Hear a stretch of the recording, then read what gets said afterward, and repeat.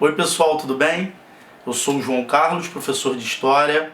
A nossa conversa de hoje vai ser sobre a formação do Estado moderno de Portugal. Muitos historiadores acreditam que Portugal foi a primeira monarquia da Europa. Ah, professor, e como isso aconteceu? No final da Idade Média, existiam as monarquias medievais. As monarquias medievais eram compostas por um poder descentralizado. Como assim, professor? Esse poder descentralizado era formado por uma igreja muito forte. A igreja católica tinha um poder muito forte. A nobreza tinha um poder muito forte e o rei tinha um poder limitado. E como isso acontecia? Como é que o rei ficava com esse poder limitado? Por conta da relação de suzerania e vassalagem. Ih, professor, não entendi nada agora. Então vamos lá, preste atenção aqui. Essa relação, ela se dava da seguinte forma. O rei, por não ter um exército profissional, por não ter um exército nacional, e para facilitar o controle do seu território, ele acabava cedendo terras e poder para essa nobreza. Então essa nobreza tinha um poder local muito forte.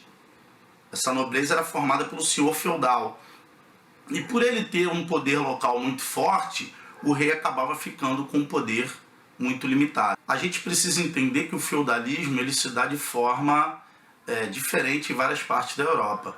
Então assim, quando a gente percebe que o rei tem o seu poder limitado por conta dessa nobreza local, desses senhores feudais, Portugal tem uma centralização de poder de forma precoce. Ah, professor, como assim Portugal tem uma centralização de poder de forma precoce se o senhor acabou de dizer que o rei possui poder limitado? Porque se a gente pensar na Península Ibérica, a Península Ibérica ela é banhada ao sul pelo Mar Mediterrâneo e a oeste pelo Oceano Atlântico. Isso facilitou a invasão dos mouros em 711 d.C. Eu estou querendo dizer para vocês que os muçulmanos invadiram a Península Ibérica por conta da localização geográfica. Isso facilitou com que eles chegassem na Península Ibérica por conta do Mar Mediterrâneo e do Oceano Atlântico. Então, assim, à medida que eles invadem a Península Ibérica, a região sul da Península Ibérica, eles vão forçar o deslocamento dos cristãos para a região norte. E aí, esses reinos cristãos vão se fortalecer. O reino de Aragão, o reino de Navarra, o reino de Castela. Esses reinos irão se fortalecer com um objetivo de reconquistar a região sul dominada pelos muçulmanos. Dentro do período aí do ano 1000, 1100, inicia-se as cruzadas em direção ao Oriente. Então várias nobrezas da Europa estavam se deslocando para o Oriente para dominar a Terra Santa e expulsar os infiéis. Esses infiéis eram os muçulmanos. Portugal estava preocupado com a ocupação da região sul da Península Ibérica.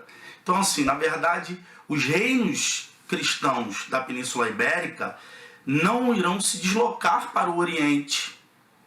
Eles vão tentar reconquistar a parte da Península Ibérica que os muçulmanos estavam dominando. Então isso vai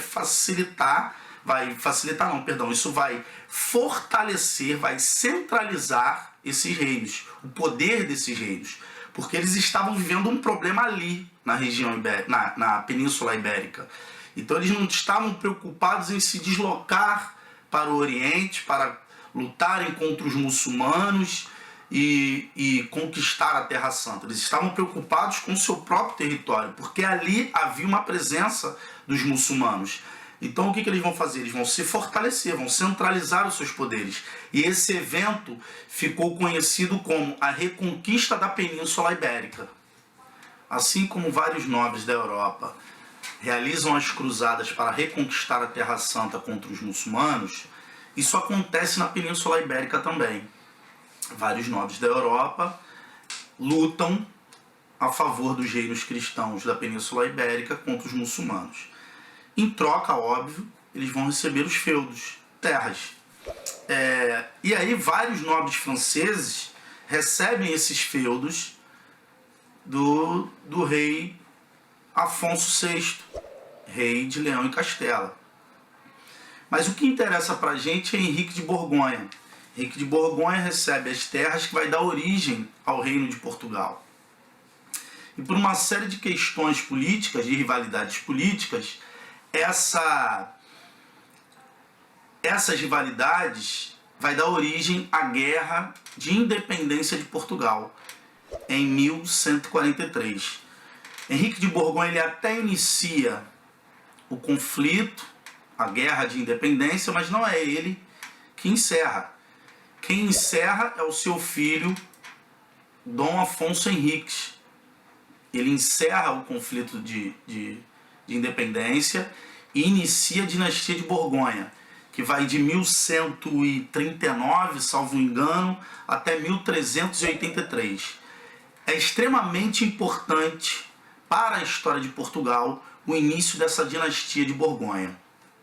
A dinastia de Borgonha era extremamente importante para Portugal porque ela serviu para consolidar o poder político, poder real, através do rei, e também consolidou o poder da Igreja Católica, na região. Pensando no lado econômico, no aspecto econômico, também foi importante, porque vale lembrar que Portugal tem a dimensão territorial do estado de Pernambuco, por exemplo. E como ele era cercado por inimigos muçulmanos, o reino de Leão e Castela, o reino de Navarra, era inconcebível para os portugueses realizarem uma atividade comercial por via terrestre. Então Portugal se viu obrigado a desenvolver atividades comerciais marítimas. E aí, através da cidade do Porto, inicia o comércio com os ingleses, que navegavam o Mar do Norte, e através da cidade de Lisboa, faziam comércio com os italianos, que navegavam o Mar Mediterrâneo. Só que isso vai fazer surgir uma rivalidade política entre dois grupos. Um grupo pautado no bem imóvel e um grupo pautado no bem móvel. Ih, professor, confundiu minha cabeça agora. Preste atenção aqui. A nobreza, por ser ligada à tradição servil, à agricultura, ela é presa à terra. Por isso o bem é imóvel. Já a burguesia mercantil, devido à sua necessidade de se deslocar para realizar suas atividades comerciais, ela era baseada no bem móvel, nas mercadorias. Isso vai fazer surgir uma rivalidade entre dois grupos que vai ficar conhecida como a burguesia mercantil versus a fidalguia. A rivalidade entre a burguesia mercantil e a fidalguia chega no seu ponto máximo com a morte do último rei da dinastia de Borgonha, chamado Dom Fernando. Esse Dom Fernando tinha uma filha que ele casou com um filho do reino de Leão e Castela, para proteger o seu reino da burguesia mercantil. Só que a burguesia mercantil tinha um representante que era o seu irmão, Dom João. Quando o reino de Leão e Castela reclama o trono de Portugal em nome da sua filha, isso vai desagradar Dom João. Dom João não vai aceitar que Portugal seja governado pelo reino de Leão e Castela. Isso vai gerar um conflito. De um lado a gente vai ter Dom João, mestre da Ordem de Avis, ligado à burguesia mercantil, e do outro lado a gente vai ter o reino de Castela, de Leão e Castela, perdão, apoiando a fidalguia, apoiando o grupo que era preso à terra. Esse conflito se desenrola em 2 anos, de 1383 a 1385.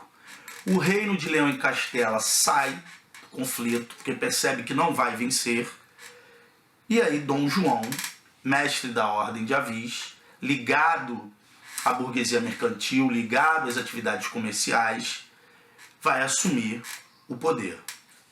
Ah, professor, o que vai mudar? O que vai mudar é que Portugal, antes, com a dinastia de Borgonha, tinha uma dinastia presa ao bem imóvel, que era a terra. Com a dinastia de Dom João, com a dinastia de Avis, agora Portugal tem um poder ligado ao bem móvel, que é o comércio, que são as atividades comerciais. Com isso, Dom João inicia o seu governo em 1385. Essa dinastia fica no poder até 1580, ano esse que é o ano da União Ibérica, mas isso não é interessante para o tema de hoje, que é a formação do Estado de Portugal, né? E aí o que vai acontecer? A gente tem um tipo de governo que vai incentivar as atividades comerciais. Ah, professor, então o senhor está dizendo que para a burguesia mercantil essa dinastia era ótima? Sim, porque se antes a gente tinha uma dinastia presa ao bem imóvel, que era a terra, e em troca desse apoio ela cedia a terra aos seus aliados, agora, com a dinastia de Avis, a burguesia mercantil vai receber vários incentivos para realizar atividades comerciais. E isso vai fazer com que Portugal fique a um passo de realizar a expansão marítima. E aí vocês vão ficar assim, ah, professor, e aí, como é que se deu a expansão marítima? Para isso, vocês vão precisar assistir a minha próxima aula. Beijo no coração de vocês. #História neles.